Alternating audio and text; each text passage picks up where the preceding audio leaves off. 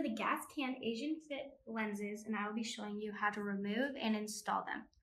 So first, you want to face it away from you, and you're going to grab the two edges and push out. And it should come out fairly easy.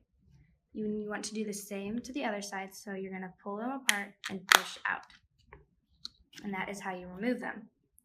And then to install them, you want to put the back side of the lens into the back side of the frame that's closest to your ear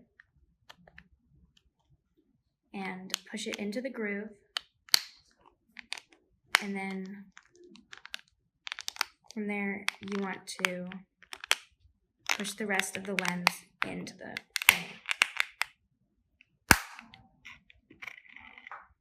And you're going to do the same with this side, so you're going to put the back side of the lens into the back side of the frame that's closest to your ear.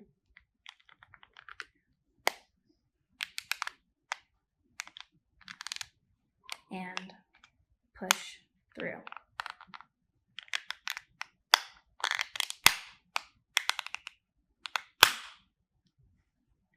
And that is how you install them.